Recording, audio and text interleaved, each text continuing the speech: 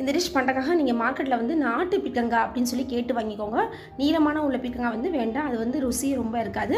இதுதான் டேஸ்ட் அலாதியாக இருக்கும். வாங்குறப்ப நீங்கள் கிள்ளி பார்த்து வாயில் வச்சு பார்த்து வாங்குங்க, கசப்பு இல்லாமல் இருக்காங்கிறத செக் பண்ணிக்கோங்க.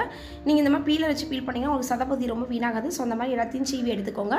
குட்டி குட்டி டைஸாக கட் பண்ணிக்கோங்க. இல்லை நீங்கள் கூட கட் பண்ணுறப்போ ஒவ்வொரு பீர்க்கங்காயிலும் ஒரு பீஸ் சாப்பிட்டு பாருங்க, அவ்வளோ இனிப்பாக இருக்கும், நல்லா டேஸ்ட்டாகவும் இருக்கும். ஸோ அதனால் நீங்கள் செக் பண்ணி பார்த்துட்டு நீங்கள் கட் பண்ணுங்கள். எதுவும் கசந்துச்சுன்னா அப்புறம் ஹோல் டிஷ்ஷும் வீணாக போயிடும். அடுப்பு குக்கர் வச்சு நீங்கள் 2 கரண்டி எண்ணெய் ஊற்றினீங்கன்னா நல்லா டேஸ்ட்டாக இருக்கும். நான் இப்போ ஒரு கரண்டியே ஊற்றிக்கேன். கருவேப்பிலை போட்டு தாளிச்சிட்டு வெங்காயமும் சேர்த்துக்கோங்க. இந்த ஓட்டை வழி விட்டிங்கன்னா உங்களுக்கு செதறாமல் விடும், அதுக்கு தான் இந்த ஹோல் கொடுத்துருக்காங்க. ஸோ அது வழியே போட்டுட்டு 1/4 ஸ்பூன் கல்லுப்பு கொஞ்சமாக போட்டால் போதும். 1/4 ஸ்பூன் மஞ்சள் தூள், 1 ஸ்பூன் மிளகாய் தூள், 1 ஸ்பூன் குழம்பு பொடி, அவ்வளோதான். இதில் ஒரு சொட்டு தண்ணி ஊற்றக்கூடாது. இது நீர்க்காய் அவ்வளோ தண்ணி பிரியும்.